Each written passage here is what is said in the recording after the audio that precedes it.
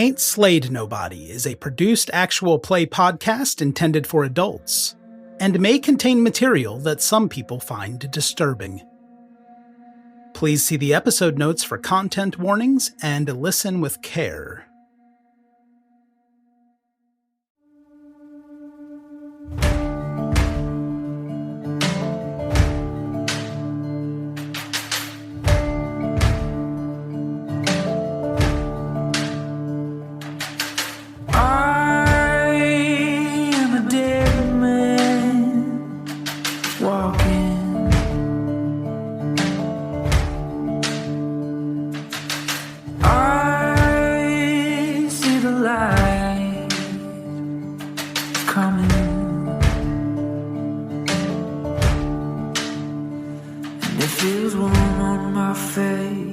I can't tell, it's gonna burn me down.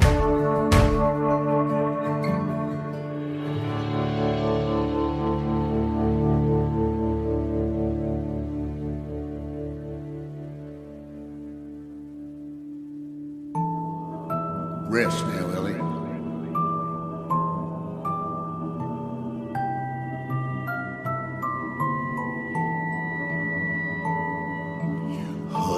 Goodbye, don't you cry. Go to sleep, my little baby. When you wake, you shall have all the pretty little horses.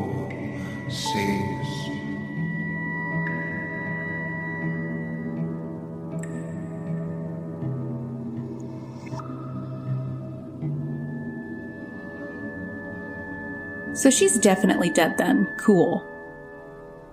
Let's find out, Alex. Jeremiah, Father Flint, Johnny, Lance, and Professor Wilkinson. You are all scattered around the floor of this cave. Each of you somewhere between 7 and 10 feet from Ellie's body. You all just watched her black shadow plunge down a jagged curtain of rock into a crumpled heap on the limestone where you stand. Her carbide lantern fractured into pieces and left a sputtering orange flame on the damp floor. Chittering sounds are now bouncing around the walls, you think from the ledge above.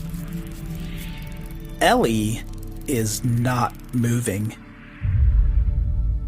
I need each of you to give me a sanity check. Haha, 91, so I lose sanity. 11. I succeeded. It was 32, so it's a success. 92. Okay, Father Flint and the Professor are going to lose sanity while the rest of the party holds it together reasonably well. Let's start with Flint. He never saw an actual creature, so Brandon, go ahead and give me a D4 for Flint's sanity loss. I rolled a 2. Okay, Father Flint loses 2 points of sanity, and he uncontrollably gasps when he sees blood beginning to pool around Ellie. That's good, man. And Wilkinson saw the creature burrowing through that opening, and as a result is going to lose 1d8 of sanity. That is 6. Woo! Weren't you also already one of the craziest people here? Yeah, I'm now at 44. Well, since the professor lost more than 5 sanity points in a single roll, I do need to ask you, Will, to make an intelligence check. 9. That's a great roll, but unfortunately, this is one instance where succeeding is bad. Cool, great. The professor realizes the gravity of all the things he's seen in this cave, and Professor, as a result, you are suffering a bout of madness. Haunted by the grotesque shadows of the creature burrowing through that tight opening, and the strangely contorting shadow of Ellie falling against the rocks, you are feeling panic. And you are overly aware of the dark shadows moving all around this chamber. And this is going to prevent the professor from assisting with any attempt to check on Ellie. This bout of madness is also leaving the professor with an underlying phobia of shadows. That was a human. But how? No. It couldn't be. No. It's been over 300 years since. How? No, my lord. Okay. Easy now. His eyes start darting to the edges of the light and the shadows. Calm down, Wilkerson. I reckon I'm gonna go over there and see if I can apply a little bit of what would I call it? I've got a little salve in my pocket. I wanna rub it on her wound. Do you have salve? It's actually called Zeke's Curious Concoction. That's right. He bought it in Messia. It was a free gift with the camel saddle. Fine. I'll let you have it. Should you check to see if she's alive first? Jeremiah walks over to Ellie, and before attempting first aid, he does want to make sure she's not dead. And he quickly realizes that Ellie is unconscious, but is breathing. She's alive. Well, thank heavens for that. The rest of the party, you huddle in behind him, and you can all see this too. We're going to play by the rulebook on this, and since Ellie took multiple forms of damage from the rock squeeze and the attack and the fall, but not any major wounds in getting to 0 hit points, she is alive. There's a rulebook? Mm-hmm. However, it is obvious to all of you that if anyone or anything attempts to kill her while she's in this state, she will die. She needs serious medical attention. And Jeremiah, you see that Ellie's shirt is soaked in blood, and she has taken extensive claw damage, especially up near her left shoulder. I guess I'd use a rag or a shirt to plug the wound. I don't know. Johnny offers up a bandana that he was wearing around his neck. That cannot be sanitary. It's the 1800s. No one knows sanitary. We're still on like the 4 humors. More specifically, I'm worried that Johnny's bandana is not sanitary. Oh, absolutely not. This is actually how the Spanish flu started. Well, let me grab that bandana. And I have related to everyone that there is someone down here and multiple someones, and they ain't natural, and we got to get out of here. I don't care about your archaeology no more. We got to get Ellie to a doctor. And Jeremiah, so what are you going to do with that mysterious salve? I want to put it on the bandage and just tie it off to where she's not bleeding as much. Okay, let's see if this does anything. Jeremiah is working in darkness under pretty intense pressure right now, and there are creatures lurking about. So, Wes, I'm going to ask for a hard success on a first aid roll here. All right, 88? I have 80. That's bad. Yeah, you're supposed to roll under it. Fuck. Oh no. Use luck. Oh, yeah. How much luck do I want to use? But you need a hard success, he said. Yeah, so you need to get to 40. You could push it. Push the roll. Oh.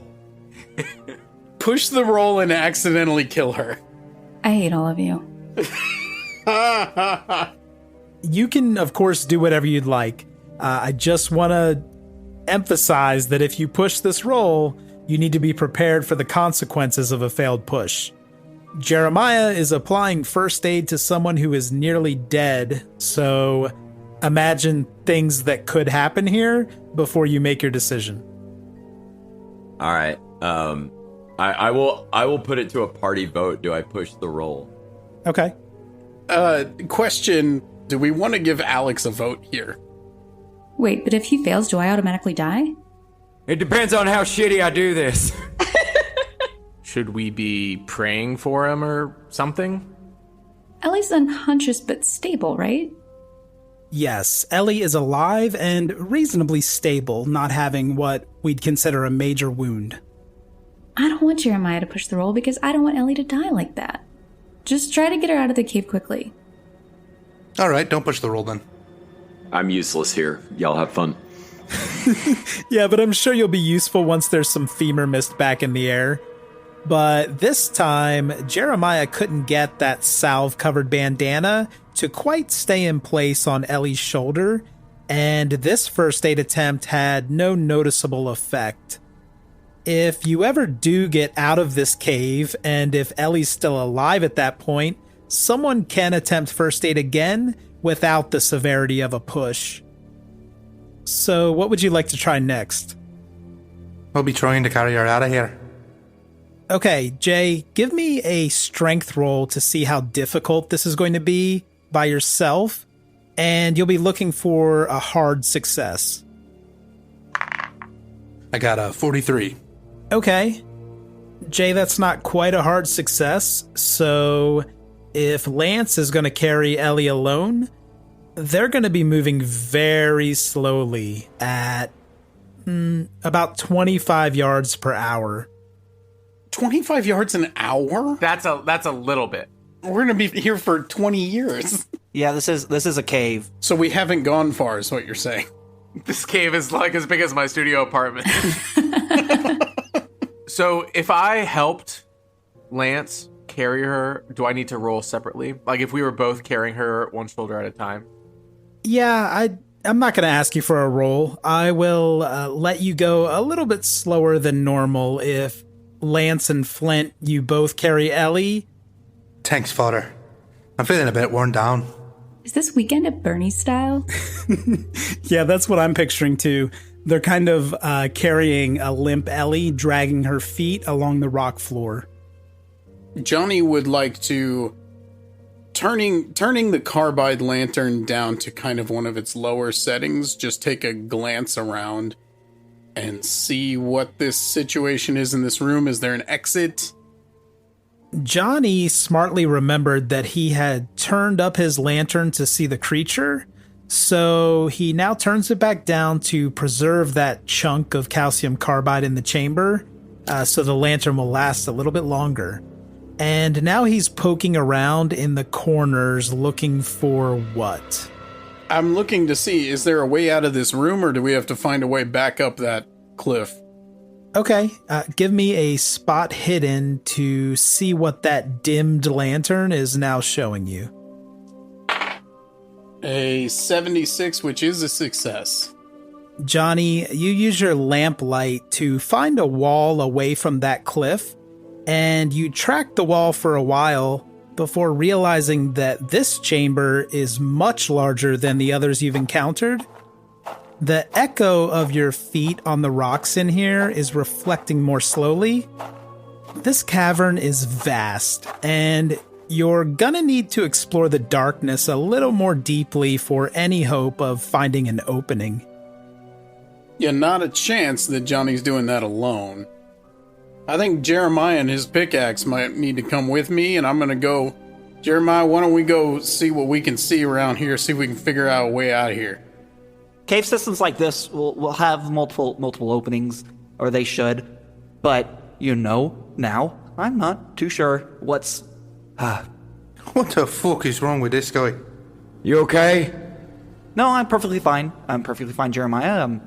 This is just a temporary setback. This is what this is. Okay, and Johnny and Jeremiah, which way are you going? The cliff face that you're looking at is to the north. Facing away from the cliff, we would go to the left, which, if you said the cliff was on the north, we're going to go east. Okay. So you're going to walk east until you run into something? Yeah, until we see something. I don't know. The two of you, holding your lanterns out in front, head to the left. And it's extremely dark here, and I may have mentioned that previously for this cave, but the darkness here is a little different. It seems to be funneling into what might be a passageway ahead. Jeremiah recognizes this from his mining experience because the rocks surrounding the blackness faintly glimmer in the lantern light. You're about 10 yards away from this potential opening. Hey, I'm going to call back to Father Flynn and the professor and say, hey, y'all, I think we may have found something. What's that? Come on down. Okay, I would like... Johnny would like to pick up a stone from the ground and throw it in the direction that we're talking about going and see what I hear. Because I got them eagle ears. Okay, I love this, that you're throwing the stone. Let's get a throw roll for this, Chuck. A throw roll? What the... You gotta roll for throw. Okay. That's 20. Hey, my throw is 20. Wow. Johnny is gonna throw a rock into the void in much the same way that, Chuck, you wanted to shoot your rifle into the void in that dream. Yeah, basically. It's a theme. You wind up and heave the stone right down the center of the darkness, and it whizzes through an opening. Mm-hmm. Now give me a listen roll for what Johnny hears. And that's a 44. Okay, that's a success. You hear the rock skate and skid along the cave floor, and it rattles around, bouncing off of other objects in the next room. It sounds like those are probably rocks, maybe a pile of rocks. And finally, the rock you threw lightly rolls a little bit more before quietly splashing into water. Hey, y'all, I think we may have found that underground river that we were looking for. The one we followed in, we just follow it back out.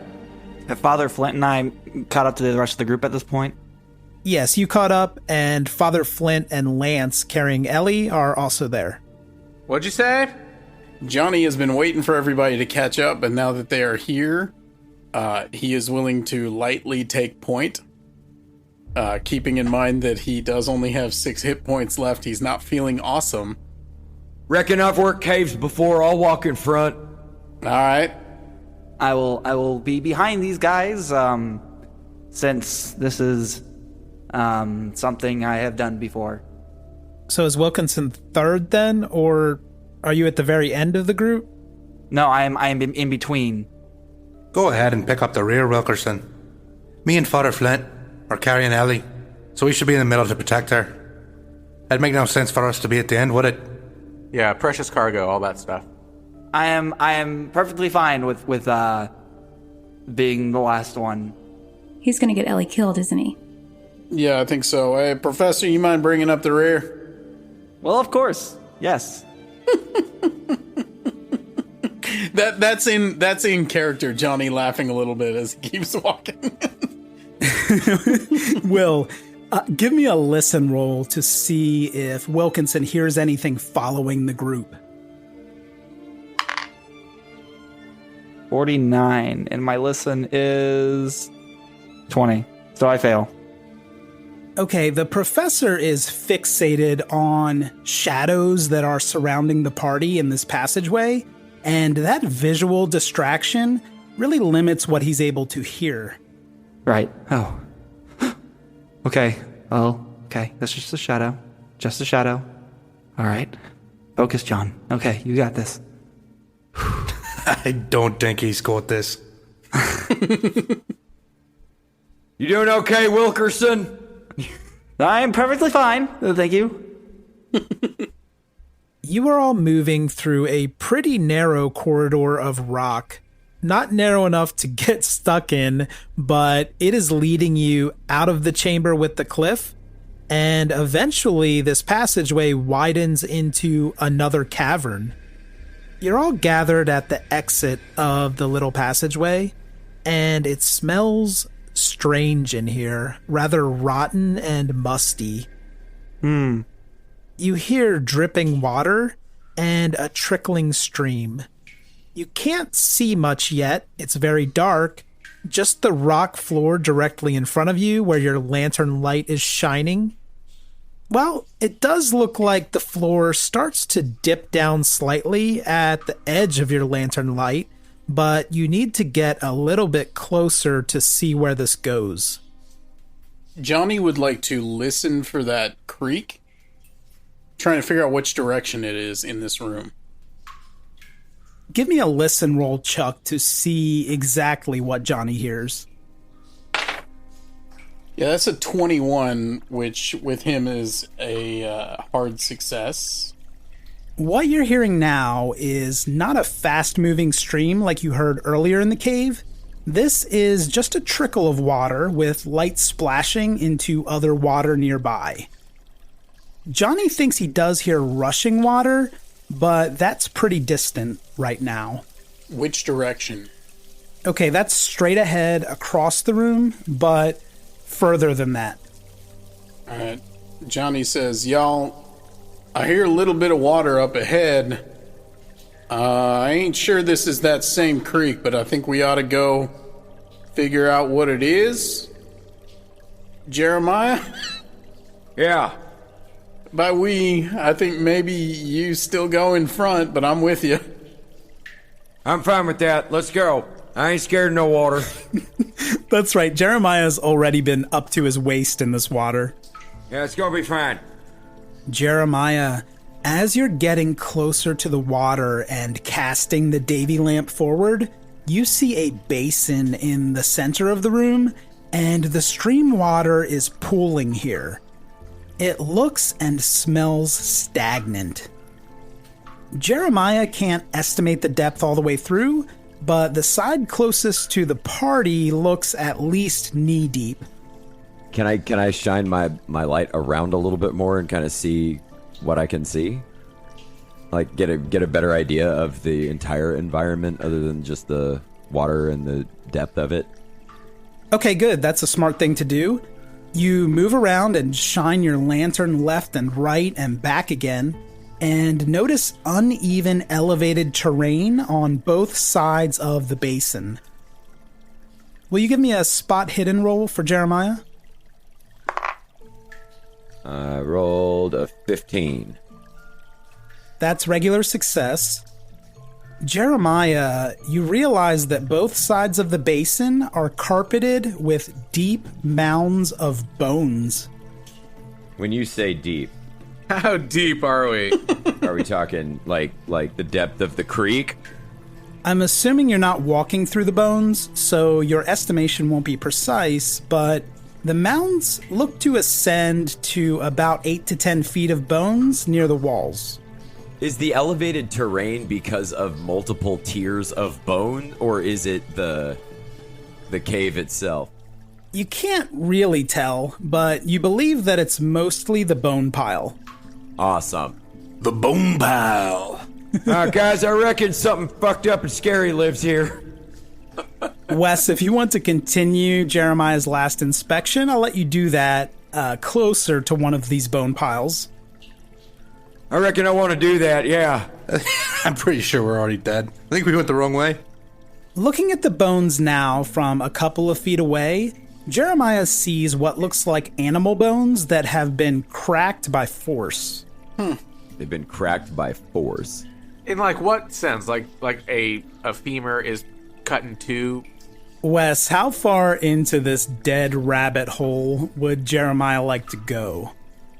If you'd like to take a closer inspection, give me a natural world roll to answer Brandon's question.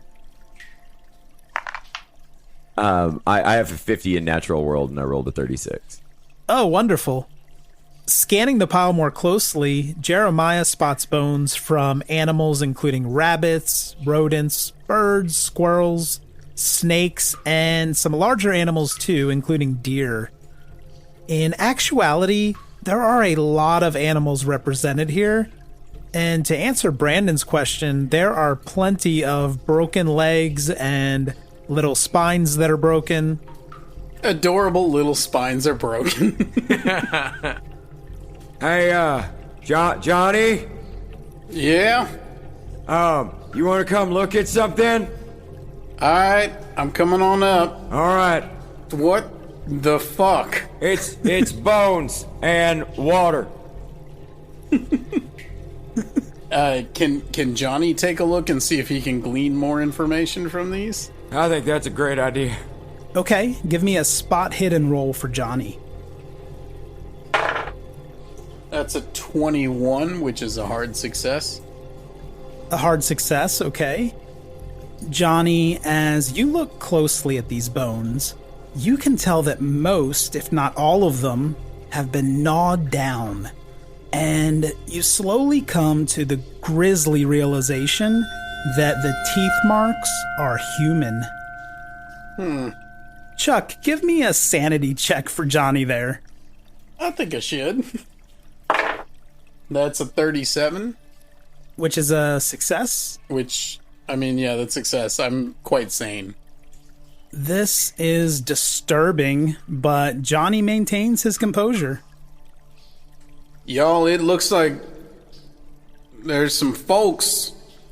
Can I tell how old this is? Yeah, based on the size of these bone piles, it looks like the bones have been accumulating for many years. Probably decades at least. Y'all, this ain't right. I don't think we ought to be going this way. I made a mistake. I think we ought to go back. I reckon that once you start down a path, you ought to continue on it. I ain't no quitter. You reckon a lot of things. Well, to Jeremiah's point, how are we going to get up the giant cliff with Ellie? We didn't explore that whole cave. We found one entrance and we went through it. Maybe we go back and find another way out. All right. Well, perhaps we set up a makeshift camp to eat. Yeah, let's camp near the giant bone pile, Professor Dipshit. Oh yeah, when I said beef jerky, everybody laughs. Look at this. Professor wants to have a snack now. You want a Lunchable, big boy? Let me guess, you ain't the professor of staying the fuck alive. How about we go take my course 101, we get the fuck out of here. Well, okay. Well, to be fair, maybe their own lair would be the last place they look for us. We're so far underground. How in the world did these bones get here? That is precisely the type of question that I would like to not know the answer to. Yeah, I would rather go through it and out of here than find out. Listen. Does that mean that there is... Hear me out. There has to be an exit somewhere near here. These animals didn't wander in here by themselves. How do you know they weren't brought down here, Professor? Exactly my point. I don't follow then. It's hard to talk with academics. We are hours underground from where we started. You're not bringing, and I pick up, let's say, like a deer femur. You're not bringing... I love it. You're not bringing an animal this size down here through the way we came. I'm dying picturing you brandishing this deer femur while you lecture us. It's such a good image. Like, I'm picturing there's a little bit of gristle still on it.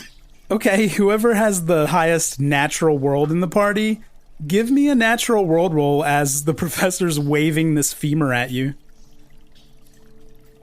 Can anybody beat 50? Not me. No, I have 20.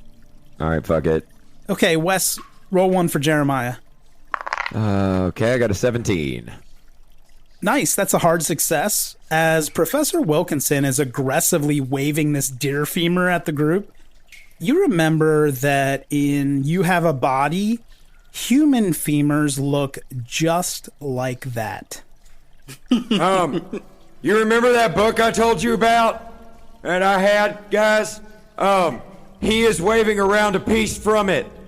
What is he talking about? Professor... We have to find a way. That is a person leg. And it takes Professor Wilkinson a second.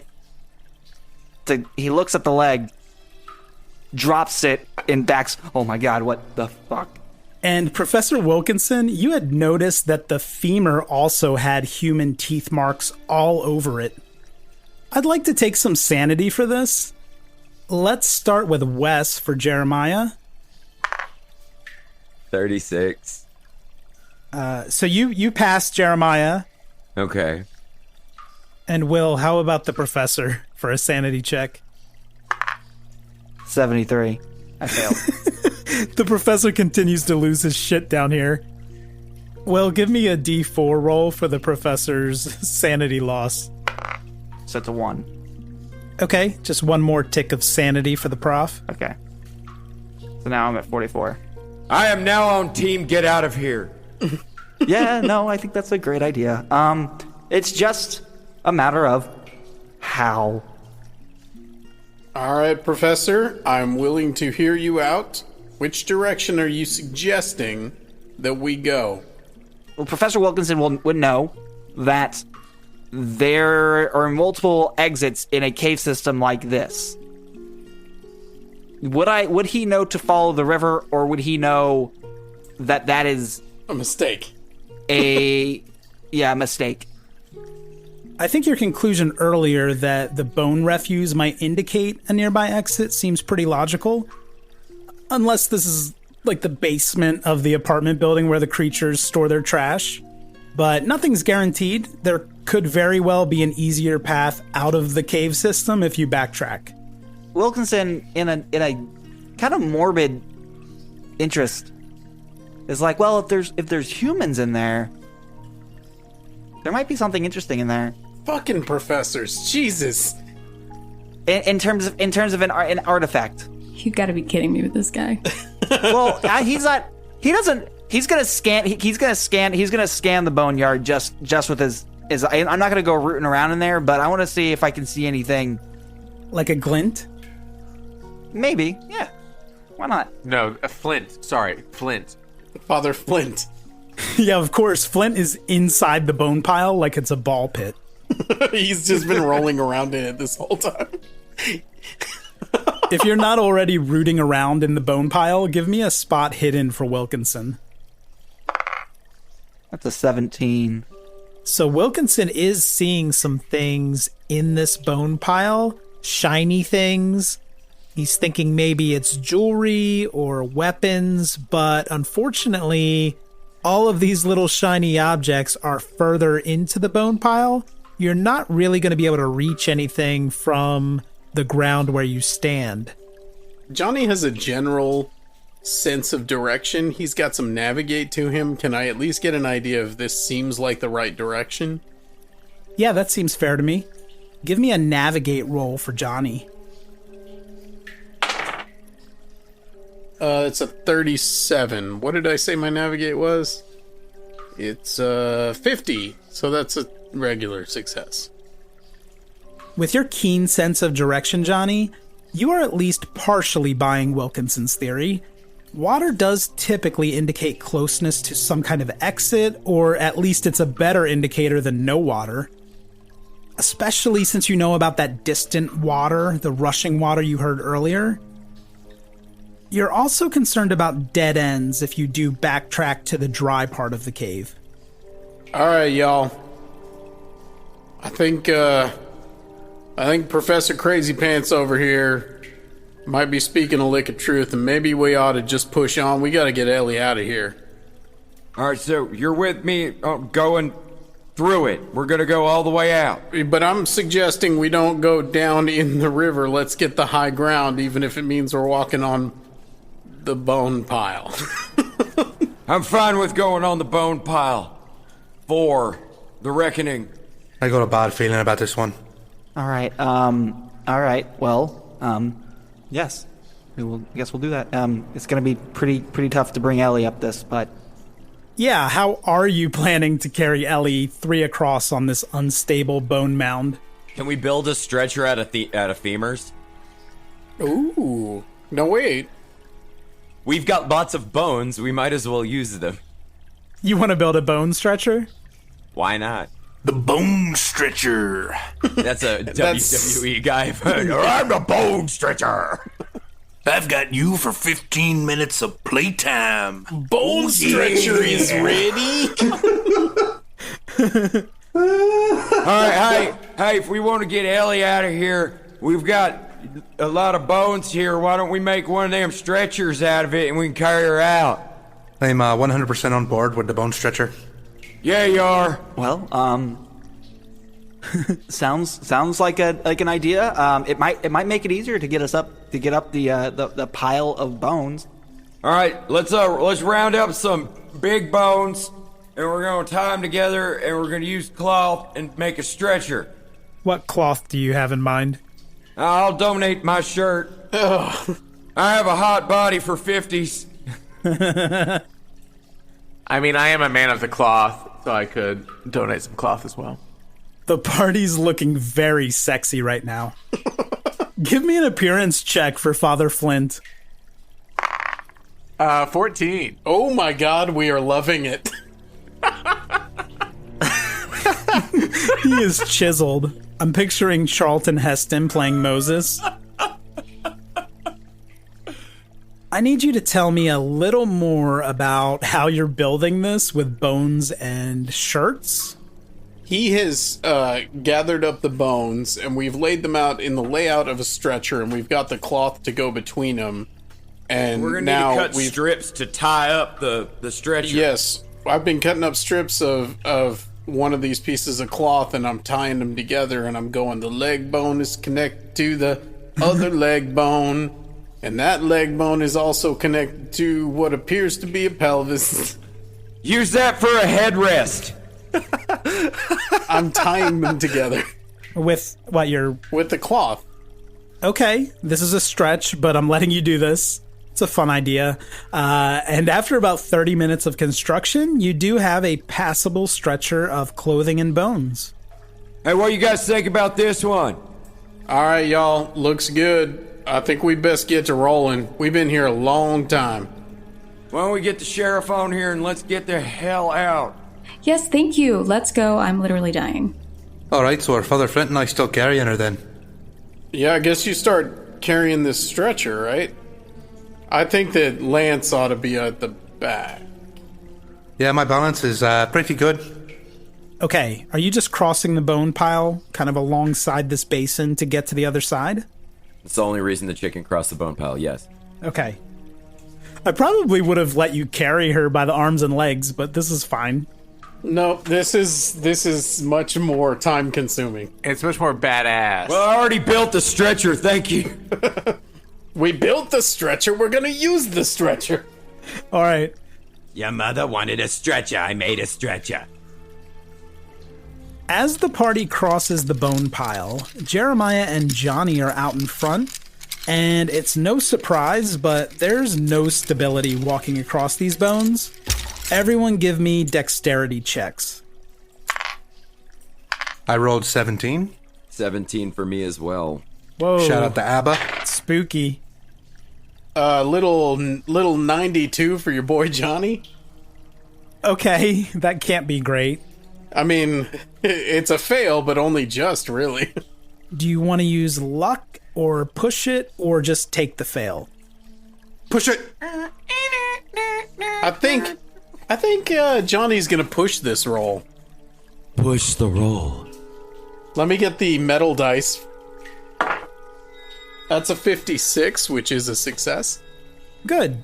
Johnny lost his footing crossing the bone pile and started to wobble and tilt toward the water basin, but I'm assuming you just righted yourself just in time to make it safely across with Jeremiah, and they do see an exit. Oh, shit. Hey, we can get the hell out of here. Pretty good, pretty good. Ooh, I'm sorry, let me clarify. An exit from this room, not the cave system. Oh. No, sorry. Go back to when you didn't clarify. Hey, there's another door. You live here now. And Jay, you said you rolled a 17 for Lance? I did. We need Father Flint's roll, too, since he's out in front of the stretcher. Go low, Brandon. Focus. Don't fuck this up, man. Uh-oh. It's a 37. Ooh. Wonderful. It feels now like the bone stretcher paid off because Flynn and Lance, You're able to find your way across the bone pile, bearing the weight of Ellie on this stretcher you created, and you make it all the way to Jeremiah and Johnny without much difficulty. All right. Professor, did you make camp on the bones, or are you joining us with a dexterity roll? No, I'll definitely I'll make my way. I mean, I'll keep an eye out on the bone pile, but it's a 92. Okay, you pretty much know the score about your options here. Are the bones gonna eat him? That would be awesome, like Poltergeist, the swimming pool swallows him up. I guess he will just let what happens, because I'm not gonna push the roll. Are you too lazy to roll Push again? the roll. I'm not good. I don't have good enough dexterity to even try pushing their roll. Push the roll. You can push it. I will push the roll. That's a 2. Wow, incredible. That's how you push a roll. So what Professor Wilkinson will do is, he's focusing on the ground, looking for, something that's of archaeological significance, and as he does, he puts his foot on what seems like a steady surface, and it seems to slip out from under him. Realizing he is falling back, he immediately goes to his knees. And in that, he is able to stop himself from falling and starts to pay more attention to where he puts his feet. And just one embellishment here, since you did roll a 2, when the professor went to his knees, his right arm sunk down into the bones, about to his elbow, and when he pulled it back out, he was wearing an ornate turquoise bracelet. Wow. Wow, okay. He just played the claw game and won. So yeah, I get to the top. Professor Wilkinson will get to the top of the bone pile and show them. This seems to be an ancient native bracelet. This could, if we get out of here, this could tell us a lot about what went on here. There is no if here, Professor. I am getting out of here, and you are holding me up. Let's get moving. Okay, well. Give me an archaeology roll to see what else Wilkinson might know about the bracelet. That is a 49, and I have an archaeology of 67. Yeah. Based on other archaeological finds you've studied, you think this is worth between $100 and $200.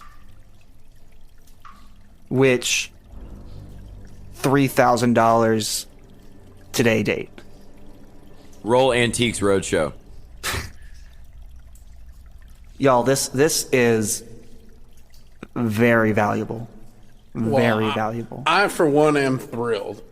Real happy somebody found something of value in there. Can we keep moving? All right, well, let's keep going. I am role-playing a guy who just saw a ghoul eat one of his friends, and I could not give less of a fuck about a bracelet. Okay. You all proceed through the room exit in the same order you crossed the bones, and Ellie is still on the stretcher, I'm assuming. This opens into another mysterious chamber. You have a 10 to 15 foot radius of light illuminating the rock floor and the beginning of a wall. You don't see much else yet. Just so we're clear, Professor, you are splitting the profits of that bracelet with us? Well, of course, yes. Excellent, all right. excellent. Good. I feel good better man. about that. That's good to All right. know. I have to atone for what the hell's going on here. It is your fault we're here in the first place. Yeah, and despite, what's lurking in the shadows, he's not going to go very fast, but he's gonna take the lead. All right, why don't you just step on right ahead? If you wouldn't mind, Lance, backing me up here. All right, I'll bring my guns up there. Whoever's carrying Ellie probably should not be in the back. I'll go help. Since I'm not leading anymore. So I can take a break. Flint's going to take a break to do some crunches. And Flint has to be in the back now if you're keeping Ellie protected. It's Wilkinson and Lance up front, followed by Johnny and Jeremiah now with the stretcher, and Flint's the caboose. I think I'm getting that right. And Flint's unarmed, by the way. He lost his cross, and his rifle is at camp, but he is ripped. 32 fight and brawl. Well, and dead sexy, we have established that is canon. Okay, he's going to set his lantern down here temporarily so we can see if anything else tries to sneak up on us. Ooh, smart. Okay, sure. Flint puts his lantern down near the entrance. And how is the professor leading here? Professor Wilkinson doesn't want to, get into the middle of this and not have any sense of direction of where he is. So he's going to follow the left wall and just follow it around. Professor Wilkinson starts to follow this wall, and he's holding his Davy lamp a little lower than normal so that he can clearly see the ground ahead. About 10 yards into his walk, he spots a chilling shadow on the cave floor. He sees the warped shape of human legs and feet, and the flickering from his lantern really brings life to them. As the professor raises his head and that lantern, the light shines across a skeleton that is pinned to the wall, and its shadow is now massive on the wall. Oh my god. Okay. Professor, Will, why don't you give me a sanity roll for John Wilkinson? Let's keep this avalanche going.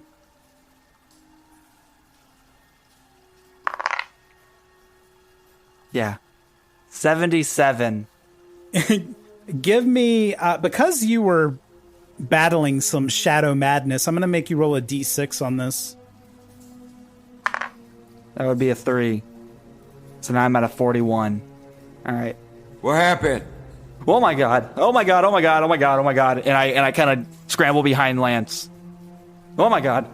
Hey, I need you to calm down. What's he getting all skittered about? It's one of those things. It's one of those things. It's What things?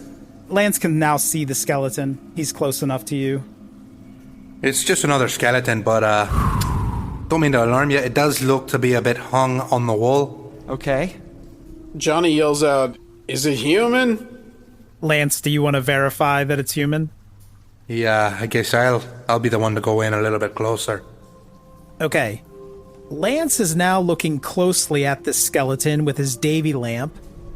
It looks to be a nearly complete human skeleton wearing shredded armor. This warrior is pinned to the wall by what you now realize, Lance, is a long steel sword with a fancy hilt and a double-edged blade. On first inspection, this sword doesn't look too corroded, unlike the other weapons you've found in this cave. And there's a really interesting scroll of parchment sticking out of the right eye socket. Lance is gonna grab the scroll first, before the sword, which I will say he's definitely taking as well. Lance reaches up and over to pull the scroll from the eye socket. He gently unrolls it to find legible writing that looks to him like Spanish. Could one of you hit me out a bit with the Spanish? I believe I can speak Spanish here. I mean, my main study is Anyone besides the professor. well, I am fluent in both Spanish and Tiguan and Apache, so you can test your luck with those guys over there, or just give it to me and I'll tell you what it says. Okay, so Lance will give the scroll to the professor, but then he's going to grab the sword. And Will, here's what the note says. Okay, everyone, don't be alarmed. I have a large sword now, and the professor should be reading something important here. Well, it says, I, Carlos de Navarro, who was, I believe, a conquistador, the conquistador who traveled these lands for the Spanish Empire. He says, I'm the last of my party within this cavern. Why I write this, I do not know, for I will surely perish here. We held them off as long as we could. Well, I think, are we all in agreement that we need to not hang out in this cave any longer? You mean not camp, not make camp like was suggested an hour ago? Looking like these might be cannibals based on the old bone pile back there. Yeah, I reckon we ought to get out of here. Professor Wilkinson he's torn. He really is. He wants to know. He wants to know. He doesn't. I mean, obviously the party doesn't know this, but he's really. I mean, this is an academic matter, and this is sort of what he put his life to. He'll say yes. No, we'll make our way out of here, and he continues to walk around the wall. Is the professor rolling Ellie's body off the stretcher and putting the skeleton on it? It is Carlos de Navarro's body. I mean, this is a incredible find. You are welcome to come back and get that anytime. It belongs in the museum. Yes, no, we will make our way out of here, he says, and then continues to walk around the wall, just looking. I would like to then grab another stone and just throw it into the room. I'm not even going to make a throw roll because I'm telling you I don't give a shit where it's going. I just want to listen to the sound it makes. Johnny throws a stone, and it's like pinball in here, bouncing off of the floor and ricocheting off two walls on the far side. Chuck, give me a listen roll for this. Yeah. Oh, and of course I roll a 95. I couldn't even hear the fucking stone. Okay, that's sad. No, I'm pushing that roll. What are you going to do differently this time? I'm throwing another rock, and I'm cupping my hand behind my ear, and I'm listening. That is an important step. I am listening, dude. Okay. Yeah, and that time it's a 21. That is a hard success. The stone doesn't tell you much, but you notice that distant rushing water is now surprisingly close, and you wonder how was everyone not already hearing this. This is coming from the far end of the chamber, from where you're all standing. Y'all, I hear that stream over yonder, and I point in whatever direction it is. Well, can I just inspect the wall to see if there's anything? Like, just along the wall here, the darkness? Sure. You want to walk past the skeleton to inspect the walls? Is Jeremiah doing that alone? Why not? Is that He's okay? setting up how you're going to get attacked. Jeremiah works his way past Lance and the professor with his Davy lamp. I've set Ellie down, by the way. I'm assuming you and Johnny put that stretcher down very gently before he started hurling rocks in this room. Y'all are just taking a breather after he walked about 20 feet with her. Now Jeremiah is walking along the perimeter of the wall. You're shining that lamp on the rock surfaces. You're heading toward the sound of the water that Johnny heard. And after about 15 feet, you run into something while your attention is fixed on that wall. It seems like a table. It's made of rock and bones. The top is a sheet of smoothed rock. And above the table, your lantern light reveals a large cave painting. Okay. Can I look deeper at the painting? Yeah, you step forward and then back, trying to take in the full scale of this imagery. Uh-huh. Wes, this is what the painting looks like if you decide to describe it to the party. Hey, Jeremiah, what you see up there? Reckon it's a drawing on the cave. It's got a star and a big old goat man, and it looks like a couple of bugs and maybe a few people and a deer or two. Great. I'll describe it as well, just so that you have two perspectives. Not that there was anything wrong with that. There's a giant anthropomorphic figure with goat-like features. It's crouching above a black pit. There are a handful of humanoids sketched next to the large figure on its left, and on the opposite side, the right side of the figure, there are very odd blobs. Not looking very human. It looks like they even have tentacles. Those things seem to rear up menacingly in the painting. Do you mean like they're drawn reared up, or as I look at them, they rear up? No, they're not animating now. Okay. Although the flicker of your lantern does have an interesting effect on the painting, this is a static painting for now. These things are reared up from the perspective of those humanoids. There are also a pair of stags at the bottom left of the painting. The professor makes his way over there. This is quite something. Can I make an archaeology roll or something to see how old it is? For age? Sure. Give me archaeology. That is a 35. So that is not quite a hard success, but it is a success, because I'm at 67. This looks ancient to you, Professor Wilkinson, although there's something incredibly odd about the material that was used to etch the painting. Or maybe it's something about the shapes. It makes you wonder if this was put here by humans at all. This seems to be either very ancient human. Yeah. I'll leave it at that. Does anybody have more than one on Cthulhu Mythos?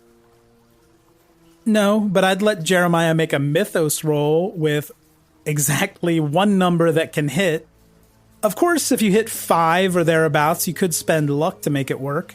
Yes. I mean, of course I do. All right, ready? 14. Ooh. Pretty good. It's tempting. Do it.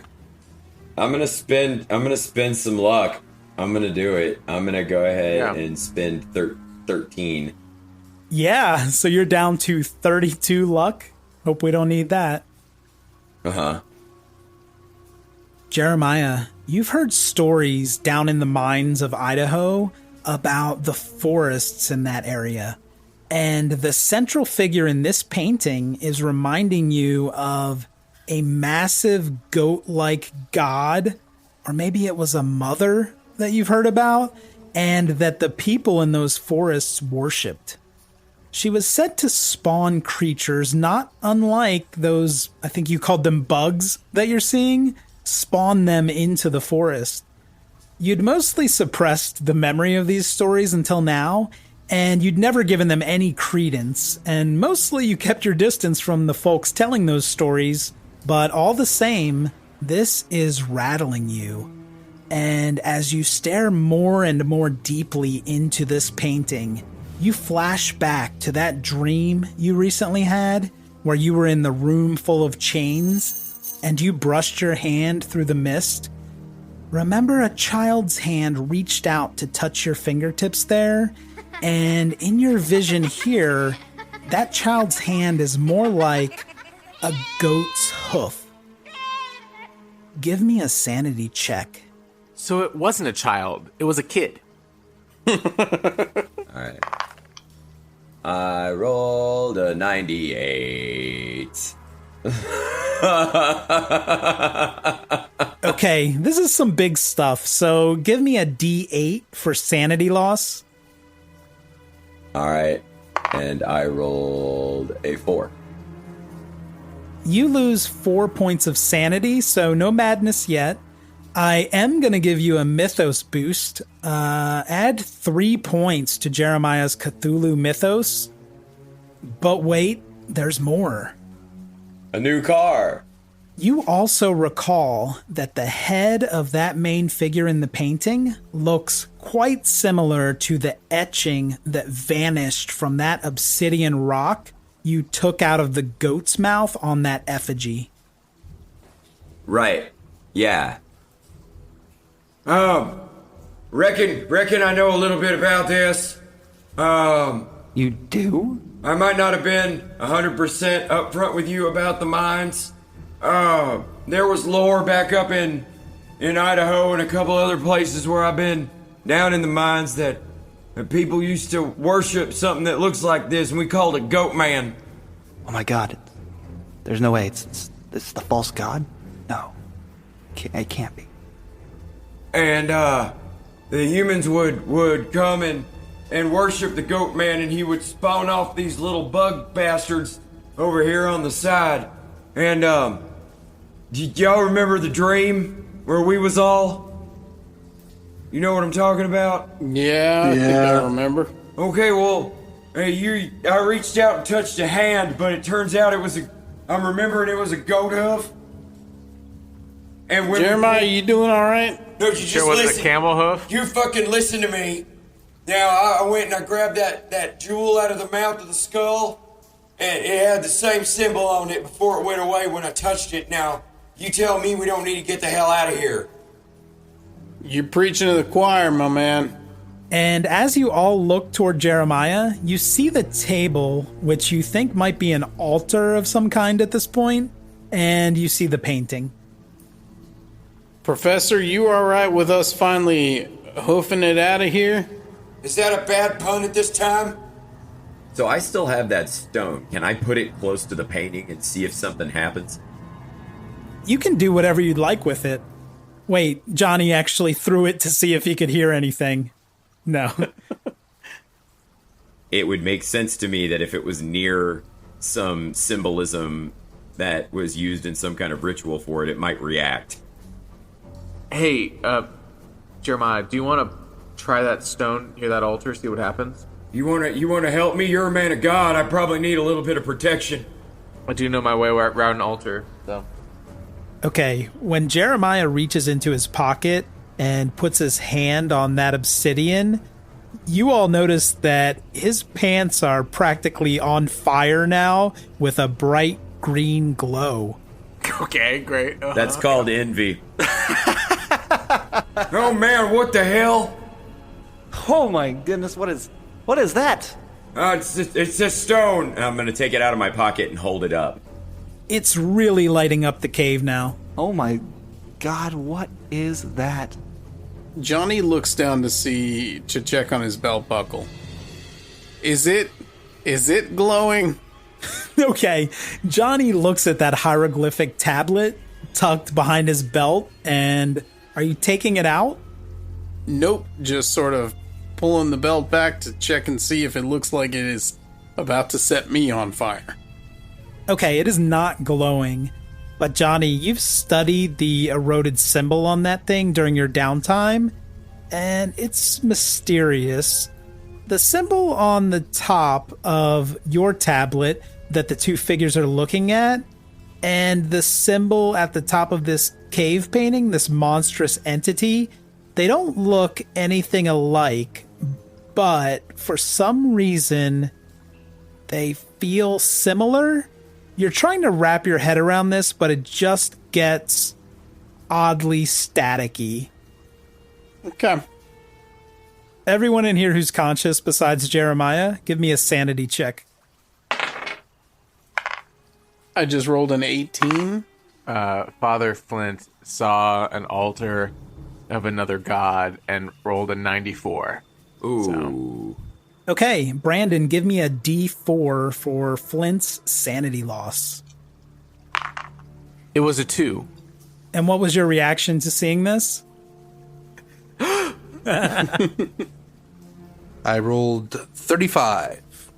Okay, so Lance is fine with all of this. Ha! Continuing to lose sanity, Professor Wilkinson is seeing all of this and saying, This is amazing. This is insane. So the professor continues to descend into madness. Well, give me a D4 roll to see how much of an effect this is having. 1. So I'm at 40. Everyone who just rolled for sanity, add 1 mythos point to your skills. Just 1. you all learn just a morsel, just a nugget about the mythos. So can we put this glowing gem orb at the altar and see if we piss off the ancient ones? Yeah, why don't you go ahead and set that rock wherever you'd like. Yeah, do that. All right, I reckon I'm going to return this to where it goes. I don't want to be carrying it around none. Hey, Father, you want to help me out? Yes, we can hold it together as we go towards the altar, as my training has prepared me for. You both place the stone on that altar, and the glow illuminates the cave painting in a rather beautiful way. You're able to take this painting in all at once for the first time. Beautiful. And, oh, this is quite peculiar. The painting is now moving. You quickly realize, actually, these are distorted human shadows moving across this cave painting. But your whole party is huddled up, so this doesn't make sense.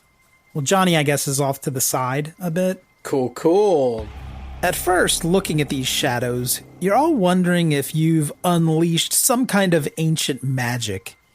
But eventually you turn and see 5 snarling creatures have stepped in front of Father Flint's abandoned lantern back at that chamber entrance. They're casting these shadows, and this is the best look anyone in the party has had at these ghouls. They are very thin, almost skeletal. Their teeth are bared, maybe permanently. You don't see lips. And most horridly, their knees are bent in backwards. Their bulging human eyes are locked onto Ellie lying on that stretcher. And they've walked up to where that lantern light begins to bleed into the green glow, and they've stopped there. It's a repellent. You could be right. You do notice that one tries to make a move toward Ellie, but as he jumps into the green glow, it immediately scurries back to the edge, back into the lantern light with the other ghouls. Professor Wilkinson, realizing they have precious little time with the thing stalking in the corner, say, I'll go get Ellie. I'll get her. And he runs over and tries to pick her up. Okay, I'm just going to need a strength roll for Professor Wilkinson. 38. Hell yeah. Okay, with the success, the professor's adrenaline allows him to hoist Ellie up over his shoulder. Sort of a piggyback ride here. A fireman's carry, I think, would be appropriate. Yeah, it's a fireman's carry over both shoulders, and he manages to also somehow carry his belongings. Johnny runs over to the rest of the group where the light is, where all the lanterns are. And he turns his off. That seems like a bad idea. Now, with your whole party together, you've noticed that the ghouls continue to test this barrier of the lantern light and the green light, and it seems like they're starting to realize that they can move into the green light, and they're not having quite as much reverence for it as they were before. They're coming in now 5 or 6 steps at a time before returning to the group of ghouls. They're getting bolder. Johnny opens up that lantern and takes out the calcium carbide inside it, the tablet, and he throws it in his canteen and closes the lid. Okay, why is Johnny doing that? So calcium carbide, when it is interacting with water, fizzes up to create acetylene. Okay, how does Johnny know this? Johnny is actually highly educated. It's a 73. He knows things, and so he's been carrying around this lantern this whole time, and he's been watching how it works, and it drips water onto that calcium carbide, and then it just burns the acetylene that comes off of it. And that's why he turned it down earlier, was after that first encounter, he decided he wanted as much of that calcium carbide left as he could. So he then sparks up one of those mini matches that we have with us, right? Yeah, you had the box of waterproof matches. Box of waterproof matches. Sparks one up and sticks it on the side of his canteen and the little leather on it. Okay. And then he loosens the cap slightly and yells to everybody to run, because he just made a bomb. I'm not a chemist, but this is beyond a Molotov cocktail, right? I really like this. Yes, this is well beyond a Molotov cocktail. It's a hand grenade. I love this. I've been so excited to do this. While Johnny is doing this, Lance is grabbing the stone from the altar. Good man. That's smart. Lance grabs the stone. Oh my god. He's making dynamite. Y'all, he's making dynamite. Let's go. Lance is out of here. Father Flint's running out of here as well. Professor, while you're running, you can make out 2 clear exits in that bright green glow. One is on the right. This one's further away from the group, and it looks like it starts to go up. And there's another on the left, which just looks like it goes straight through. Maybe it's up to you. You're not sure what's the better path in the panic. I guess I'll take the one that's closest to the group. I don't know. I'm just trying to get out of here as soon as possible. So Jeremiah, in the confusion of all of this, only can think to do one thing, which is swing the pickaxe at the painting. Yes, that is very in character. I like it. You're aiming at what on the painting? The head of the goat god. You're aiming at the head of the goat god? Yes. Let's do a jump roll, because the head is pretty high up there on the wall. Alrighty then, 14. Okay, you've succeeded at defacing this cave painting by thrusting your pickaxe into the head and taking a large chunk of rock out of it. When you do that, the obsidian glow, that green glow, fades to black. And this has enraged the ghouls, and that protective green glow is now completely gone. They begin to charge at your group like a pack of angry baboons. I've angered them. Jeremiah, are you hanging around after all of this? No, after I get my bearings, I sprint out with everybody else. Okay. With everyone heading for the exit, Johnny, you're standing there with your homemade grenade. The match is lit, and you're ready to detonate this thing. Johnny tosses the canteen at the approaching ghouls. I only need 1 roll from you, and you're very seasoned at this now. It's a throw roll. Boom! That is a 12! Booyah! Oh shit, you're a 20. That's a regular success. Johnny's playing horseshoes with his canteen grenade, and he lobs an underhanded toss that lands with a thud at the feet of the ghoul furthest to his left. When that canteen hits the ground, the loosened cap pops out of the canteen, releasing the acetylene toward the ghouls. Enjoy your Molotov fucktail, dickbags!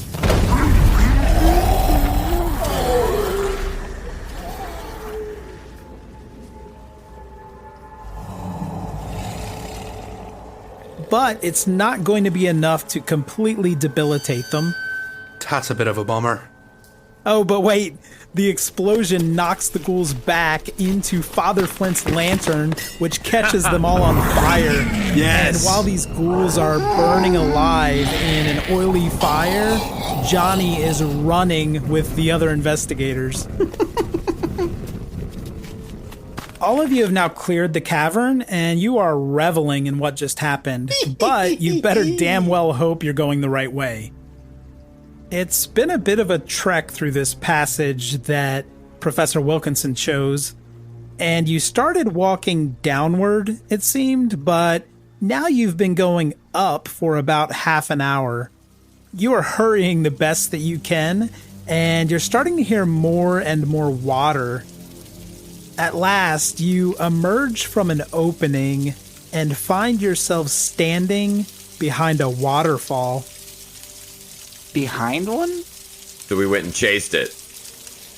So, like, the water is falling in front of our faces? Yes, this is terribly romantic. So I'm going to grab Father Flynn by the pecs. Yeah, I'm glistening. I'm wet and glistening now. Yeah.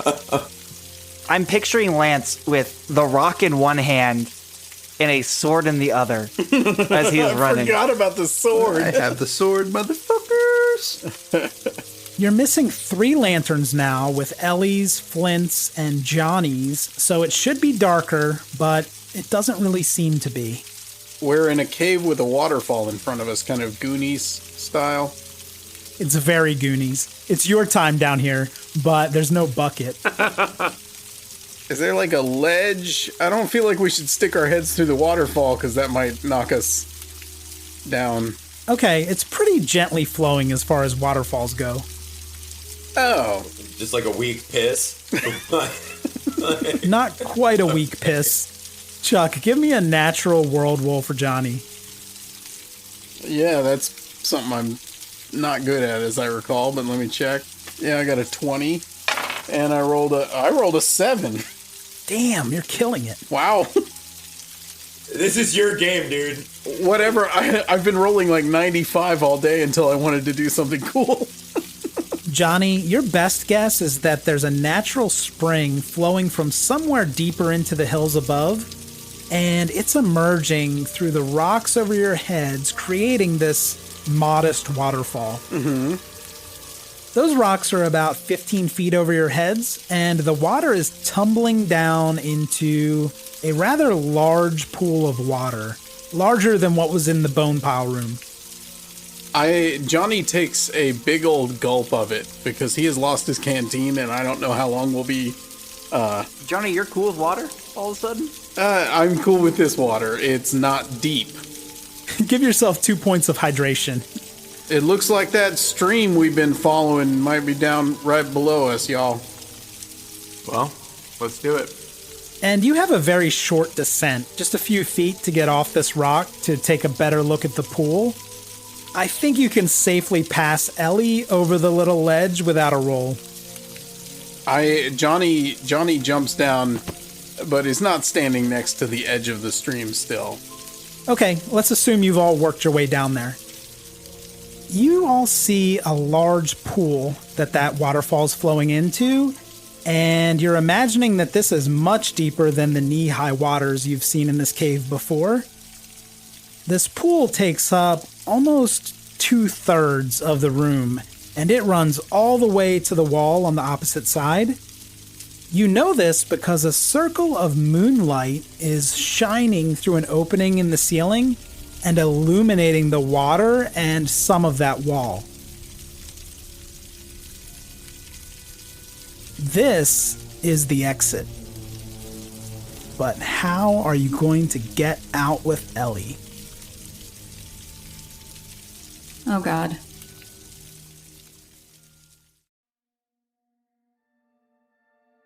You are listening to Ain't Slayed Nobody. For ad-free episodes, heaps of bonus content, and special programming, please join our Patreon posse at patreon.com/ain'tslayed. Or subscribe to Ain't Slayed Nobody Plus at Apple Podcasts. See the show notes for full credits, and help us grow by posting friendly reviews and spreading the word to your friends and followers. Thank you, and good luck out there.